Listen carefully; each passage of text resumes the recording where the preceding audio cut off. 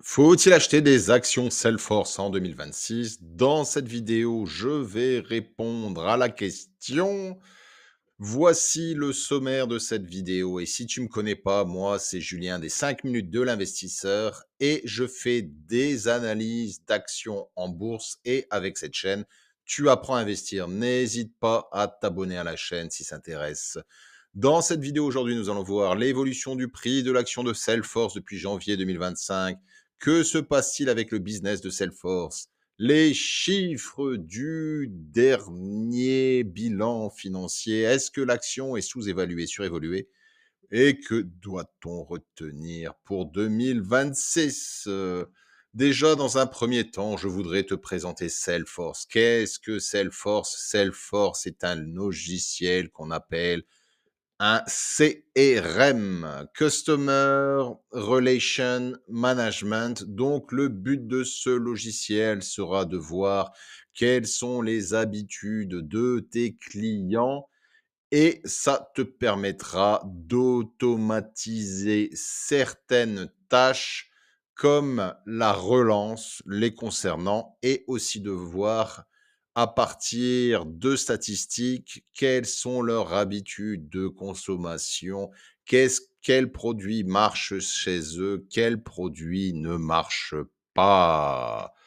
Voilà, concernant le prix de l'action, on était autour des 350 $ en ce début d'année 2025. Il y a eu une baisse du prix de l'action, on est autour des 260.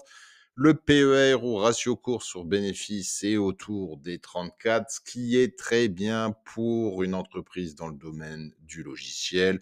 Chez Microsoft, on est à peu près sur les mêmes chiffres.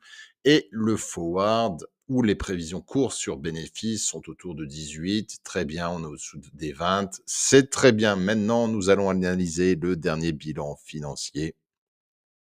Voici le dernier bilan financier de Salesforce et voici la partie qui m'intéresse.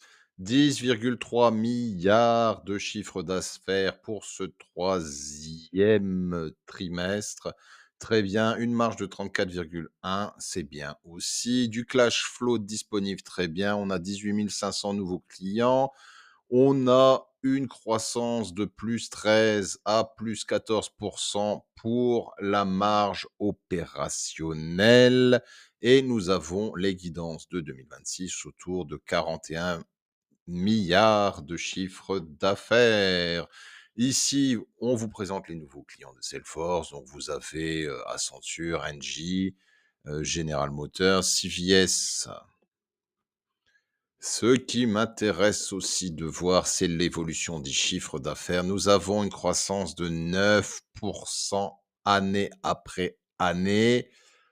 On a eu une amélioration de la marge. OK, la marge est autour des 30, c'est très bien. Une croissance de 9%, peut faire mieux.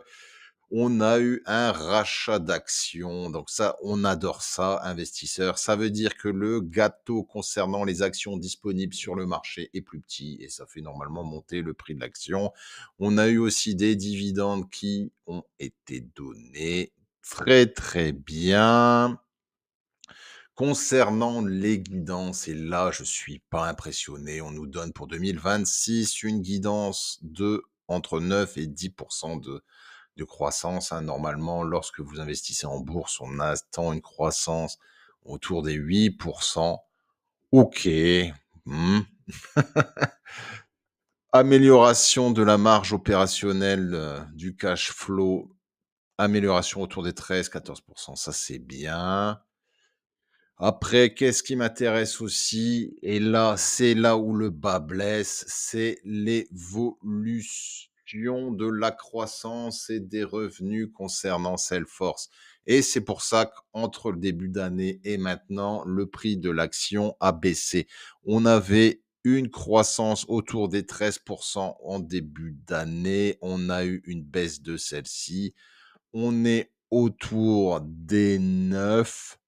Voilà, ça fait chuter le prix de l'action, hein. On passe à une entreprise qui est au-dessus des 10% à une entreprise qui est autour de 19. C'est pas Terrible. Pour résumer, hein, le point positif, c'est que vous avez une croissance de 8 à 10 par an. C'est les attentes des entreprises qui font partie du S&P 500. Vous avez une croissance qui sera autour des 12 en janvier 2026, 12 au mois d'avril 2026, qui pourrait faire monter le prix de l'action. Vous aurez une croissance de 10 pour l'année 2026, de 10 pour celle de 2027. Il y a eu des rachats d'actions, ce que je trouve que c'est positif aussi. La marge autour des 20-30 c'est très bien. Le grand point négatif concernant Salesforce, c'est la baisse de la croissance entre janvier 2025 et maintenant et ça en fait pâtir le prix du coût de l'action. Est-ce qu'il faut acheter ou pas Salesforce?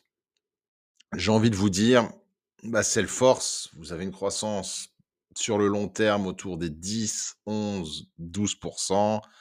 C'est la force tranquille. C'est une entreprise qui vous paie des dividendes. Vous ferez pas un fois 2 fois 3 concernant cette entreprise. Il faudra du temps pour, retrouver les niveaux de janvier 2025, mais vous avez une entreprise solide avec une bonne marge, avec, une direction qui est bonne. C'est la force tranquille, voilà. À vous de voir si vous allez acheter ou pas Salesforce. Moi, j'achèterai pas l'action, vu que j'ai du Palantir dans mon portefeuille, j'ai de l'Alphabet, donc non. Mais c'est, pour vous, c'est une entreprise que je ne vendrai pas si elle fait partie de votre portefeuille, hein. Je garderai l'action et comme je vous dis, c'est du Microsoft d'il y a quelques années, c'est de la force tranquille avec, ses 10 de croissance.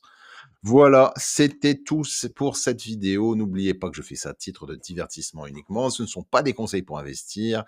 Avant d'acheter une entreprise comme Salesforce, faites votre propre analyse et lorsque vous investissez en bourse, vous avez toujours un risque de perte totale de votre capital investi. Merci d'avoir suivi cette vidéo jusqu'au bout et je vous dis à très bientôt. Ciao.